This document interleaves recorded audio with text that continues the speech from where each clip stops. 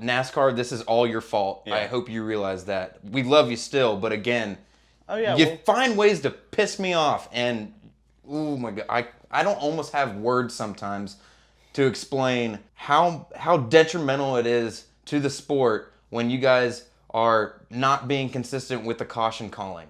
how's it going, guys? Sundays for NASCAR here, Joa Barron, Nick Rhodes. and this is our weekly podcast.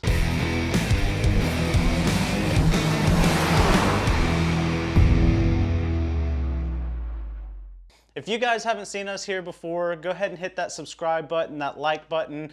We're Sundays for NASCAR. We put on these shows weekly. We have awesome episodes at the racetracks. Next one on the list is Daytona. Woo. I'm excited about that one. Oh, hell yeah. Let's dive right in. NASCAR comes back to the Indianapolis track. Yeah. It's not the Brickyard.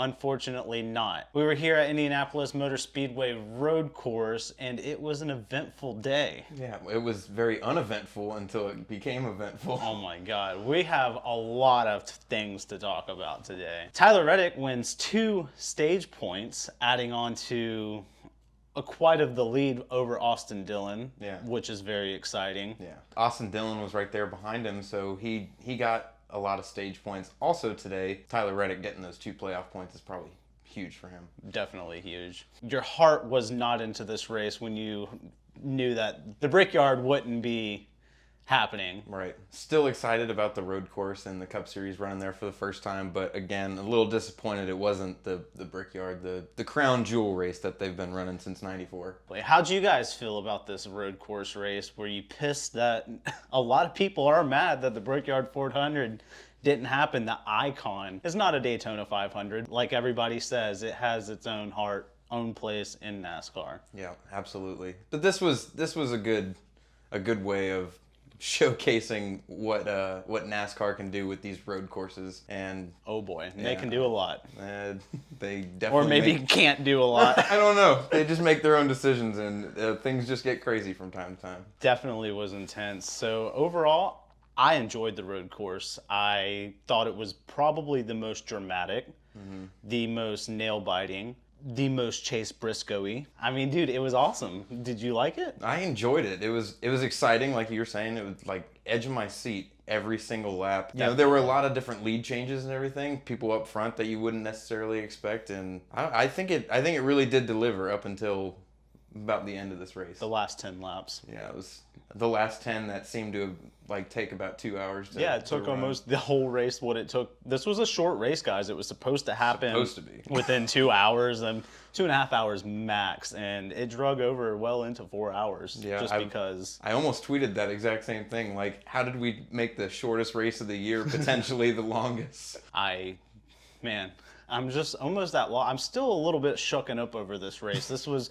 the most dramatic race all year. I tweeted something saying almost the decade, dude. This was a crazy wreck. I mean, a crazy race. So we're not even at the wrecks yet. So that curb was kind of, well, from the driver's perspective, actually, they said that it wasn't really an issue at first, but I guess the more times that they ran over it, it kept getting damaged and lifted up. Mm-hmm. And how many splitters did we see taken off of cars? So many. Okay, so the splitter, you can see the video right here. They call the caution because of debris that was probably the size of a football. Yeah, from what it looked like on TV. Yeah, exactly. From what my perspective was. And I peek around the corner, and they're pulling out an entire sheet of metal this big that had gotten stuck up underneath the curb, and that was just absurd, dude. No, I've never seen an entire splitter, In my the entire entire assembly itself completely ripped off of a car and stuck under that curbing, which was ridiculous. Like you said, it looked this big. It comes out and it's this big. Exactly, and we still have yet to find out. I don't think they ever announced whose splitter that was. Not sure whose it was, but again, they weren't the only ones that had their splitter ripped off. Definitely. So many today that it actually was very, like I said, uneventful at first. There were very few cautions, very few incidents on the track. It seemed like everybody was doing really well driving this new track that they've only, had practice in qualifying at. Xfinity races there. So there were some Cup drivers that did race yesterday in the Xfinity race. So got a little bit more seat time in it and getting ready for this. But all of a sudden, man, just that curbing came apart at some point or just lifted up. And when the first time, the very first lap, this is where I got upset. Martin Truex Jr. spun around and got into the wall. There was a bunch of debris that came off of Matt DiBenedetto's car, I'm pretty sure. And it was all over that little chicane area where that curbing was. That's when the caution should have been called. Yeah, I think that's when a lot of people agreed that NASCAR should have called that caution. Where the hell are these track spectators, and what in the rule book defines a caution? Because NASCAR, you've been pretty squirrely on calling cautions this year. I'm not afraid to say it. I've been scratching my head, I called it out the other day. I forgot what it was, but I got called out and was just like, that's how it's supposed to happen or something like that. I'm just like, no, these cautions are weird, man. They are. And I think that NASCAR is favoring a certain team and door number, but that's all speculation. Well, anyway, Conspiracies. Again, that curbing and everything. I had no problem with the curb and everything. Had they thrown that caution when Martin Truex Jr. spun out, all that debris was everywhere, and they brought him around again, and then that's when all the carnage happened, was the very next lap. Had they thrown the caution, they would have gone over there, seen how much debris was there, been able to check out the curbing, and actually either A, fix it or remove it then until, the demolition derby started the very next lap. I was shooken up. I mean, I went live about it. I tried to get you to talk. You were pissed. I was furious. NASCAR, this is all your fault. Yeah. I hope you realize that. We love you still, but again, you find ways to piss me off. And, oh my God, I don't almost have words sometimes to explain how detrimental it is to the sport when you guys are not being consistent with the caution calling. Honestly, that all of a sudden, the very next wreck that happened and everything, immediate caution. Where was it the first time? I mean, if you had it the first time, all that wouldn't have happened. Thank God Joey Logano's okay. Exactly. I was about to get to Joey Logano. Let's get into it. That was ridiculous. As soon as he hit it, his car exploded like William Byron's did, so he had no control over where he was going to go. His car was just broken at that point. And then slammed into that tire barrier, and thankfully, he did get out and said that, actually the hit wasn't all that bad. Yeah. Thankfully, it looked terrible. It looked as bad as whenever he went airborne and flipped at, what was it, Daytona or Talladega? It was Talladega. Talladega, and you remember how pissed he was. And I know that one probably shook him up a lot more.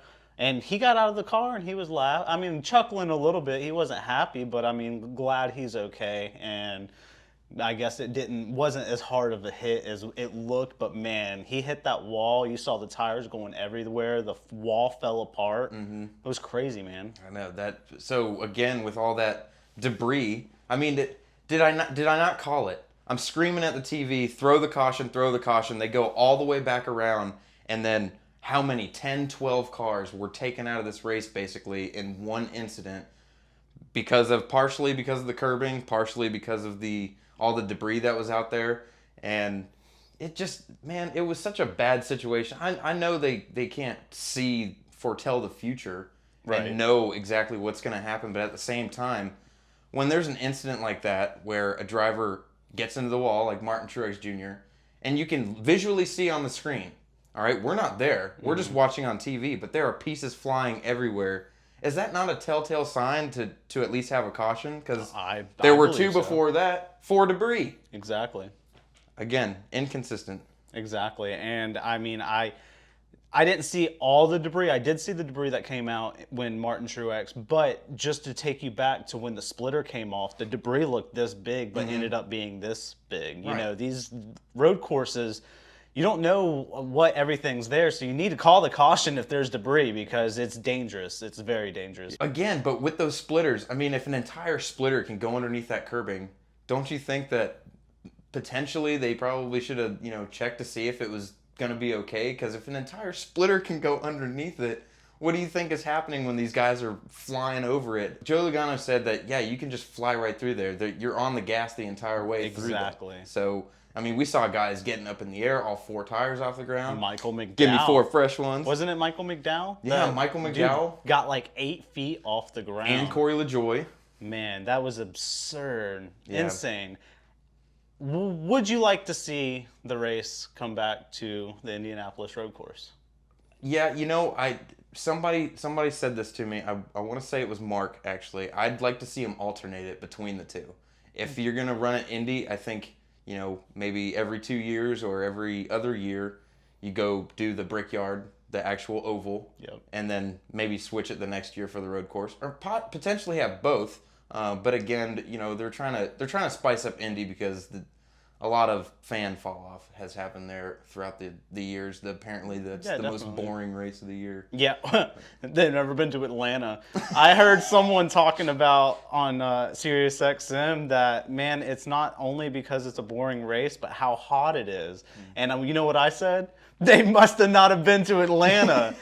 Kyle Larson was the most dominant race car on the track today, and he got caught up in some crap on the third restart with 10 to go. Yeah. Well, 10 to go, that's when it all started happening. Kyle Larson he had more pit strategy, not worried about the stage points, so Tyler Reddick took the first and second stage win.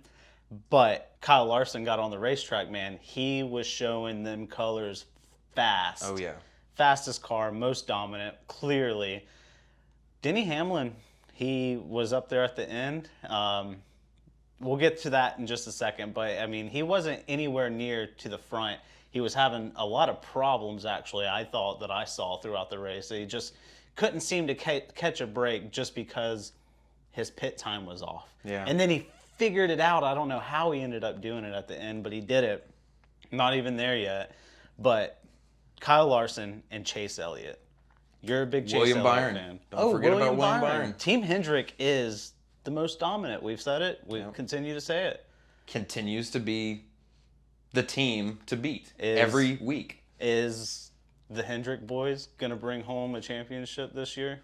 Absolutely. You think that's going to happen? I expect to see 3 make the Final 4, to be honest. Kyle Larson, 10 to go, nose to nose with Denny Hamlin. Mm-hmm. We got that twice. First time was straight. It was a good restart for both. Denny Hamlin got ahead. Mm-hmm. He got a good run. And then one of the big cautions comes out. I think it was the Joey Logano one. Yeah. They red flagged the race. Took forever for them to come back. They come back.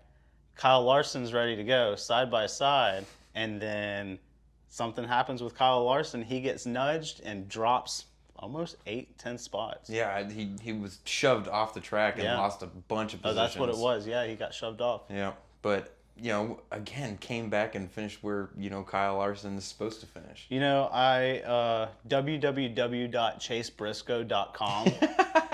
Shout out to my boy Chase Briscoe. I'm a fan. Yeah. I am a fan, and I think I stand for you to say you're a fan too. Oh, huge fan. Anyone but Denny Hamlin, in my opinion. Like, it looked, like you keep saying, it looked like NASCAR was just trying to hand Denny Hamlin a win. I mean, dude, so Denny Hamlin pitted last. He had the gas red flag. Let's go back to the red flag. Okay. The first one? Yeah, well, the first one, they started doing the cautions after they had put that quick dry down. And so they did, 3 or 4 laps? Yeah. Of caution laps, just burning laps. I understand you need a caution lap. I understand you need 2 caution laps. But I think it was 3 or 4 caution laps. On a road course. On a road course with 10 to go, knowing that everybody is not worried about fuel yet, but you can't just burn gas. That's what they were doing. You can't burn laps. That's the problem. Exactly. Is we need those racing laps and everything. If we're going to have all these cautions there at the very end, if we're under 10, I think only green flag laps should count, honestly, in my opinion. Because how many times does a caution come out with about 10 to go, and when we restart, it's green, white, checkered? Yep. Like, that's not even right. It doesn't seem fair to any of the other drivers other than who stays up front. And again, that was Denny Hamlin. Like, every single race, Like, you pointed it out, and you've pointed out since the beginning of this season that it really does look like NASCAR just wants to help out Denny Hamlin and screw everyone else. Collusion! See? Would you like to talk about the Denny Hamlin Chase Briscoe incident at the very end? Because I sure would. I sure would, too. So, Denny Hamlin's leading this race, and it looks like for the last 10 laps he was leading this race, and I honestly thought that he was going to take it. Well, Chase Briscoe has been relevant the entire day. Mm-hmm. Entire day. He started second position, I believe that's correct. And he's been up there all day long, mm-hmm. man. Chase Briscoe has raced his heart out as a rookie, competing with the top dogs, being as good as the top dogs. Yep. Chase Briscoe goes flying through the grass. You got to know you have a penalty. I mean, he cut so much of it. He knows how long. Kudos to him, and you know what? I would never admit that even if he does know, I would never admit it. Well, yeah, I mean. And of course he's not going to, because I don't want him to get fined. They were coming into the long stretch and got taken out. When he went through the grass, he was no longer being scored. I'm pretty sure NASCAR said on the radio that he had to stop somewhere, kind of like what they do at the Roval. If you cut the corner at the very next one, you have to at least come to a complete stop, and then you can keep going, and that's you served your penalty, and you can just keep going. Otherwise, if you go around and not serve your penalty, then you have to come through and do a pass through the pit. So I want to go back and listen to Chase Briscoe's scanners, just because his spotter may have, or crew chief may have not have told him, hey man, you can't do that. And I understand a lot of adrenaline going through you right now. You're about to win the Indy, and maybe he thought, I knew that he tried to avoid something on the track or got pushed, and so he just went with the momentum. Instead of cutting back over, he just cut straight through the field, because any other direction he would have lost momentum, clearly. Yeah. And so maybe that would be the standpoint of what I think. If no one told him, okay, maybe you didn't know. Yeah. And I understand you want to win. You want to win. You're a rookie. You're about to win. And I am so freaking ecstatic he took Denny Hamlin out, dude. I am too, man. We had talked about that in the laps leading up to that point, and you were like, "Oh, he'll do it." And sure I told enough, him, I said he's gonna dump his ass. I'm so glad he did, because I really did not want to see Denny Hamlin win this race. That was really exciting. I'm pretty sure Clint Boyer tweeted out just 16. That was it, and I was like, I wonder what that means. And then I look up and I'm like, oh, AJ Allmendinger. That makes sense. He called the winner 5 laps ahead. That was so awesome. Good job, Clint, for guessing the winner. I strongly enjoyed the race today. I hope they bring it back. I hope that they fix some problems. I know that they removed the turtle from, or what was it, the turtle hump or whatever. Mm-hmm. That was in the Xfinity race. Yeah. They removed it for the Cup race. And some of the Xfinity race, I believe they removed it yesterday. Yeah. Right? And that's what you go through on these road courses. They have all that stuff. And it's really like trial and error, sort of. You just got to figure out where things need to be. And honestly, that curb didn't necessarily have to be there at all in that spot, the one that they ended up removing. Right. Because, I mean, seriously, I know they put that stuff there so that you don't cut it, but at the same time, now you're just damaging cars whenever there's nowhere to go. They were going like 3 wide through that area, and it didn't really make any sense to me to have those things. That's what I like about this road course. Okay, I want to say it. The restarts were so fast, and everybody was like, it was snake form. They were following. If you made a mistake, the 3 or 4 cars behind you are making that mistake. Yeah. Just so I don't want to say single file, but monkey see, monkey do, and which was moving along the race a lot of the time. Yeah. But when you want to be first, that's what happened, man. And I couldn't wait to come up here and talk about it. It was just insane. Well, had we not had the debris caution with 10 to go, honestly, Kyle Larson was just going to run away with this thing. He had a 5-second lead over Chase Elliott. Yeah. And I knew it was going to shake things up. I really did. As soon as I saw it, I was like, if it finished the way that it did without all the carnage, whatever, we would have been winning the fantasy this week and Right. everything. Instead, I finished basically last because all my guys were basically caught up in that one big wreck fest. That's what I want to call it. A wreck fest. That's what it was. I don't even know if you know this, but Ryan Newman got a top 10. He did. He did. That's because there were 20 cars that were out of the race. Your unofficial results for the Indianapolis road course. AJ Allmendinger being the winner. Ryan Blaney, Kyle Larson, Chase Elliott, Matt DiBenedetto in 5th place, Kurt Busch, Eric Jones, Justin Haley, Austin Cindric, and Ryan Newman. God, that's such a weird top Isn't 10. that such an awesome top 10? I really do like it. Like I love everybody on that list. I mean, Definitely. right there, Chase Elliott, Matt DiBenedetto, Kurt Busch. Those are my 3 guys that I cheer for the most, and they finished in the 4th, 5th, and 6th. Not bad.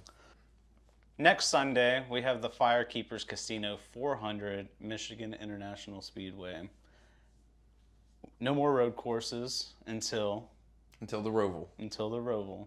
That's going to be playoffs. I'm excited. I'm a little road coursed out. Yeah, a little bit. I have one more use of Chase Elliott in my fantasy. You might as well use them now. I'm going to use him this week or next weekend. Next weekend At Michigan. Yeah. Yep, because Daytona's a free for all, man. Yeah, you can pick anyone. I'm probably going to go with Ryan Newman. Hopefully this time he doesn't Put Corey almost die. LaJoie. I'll put Corey LaJoie in mine. I tried that, and it actually kind of worked out. It did, I actually. think he got 7th or something. If you guys haven't already hit that like and subscribe button, please do it now. It shows us that you guys are enjoying the content, keeping us motivated. And if you guys want to talk about something that y'all want us to talk about, drop it in the comments. Yeah. Are you enjoying yourself, Nick? I love doing what I'm doing. Me too, It's man. great. Well, until next time, guys, this is Sundays for NASCAR.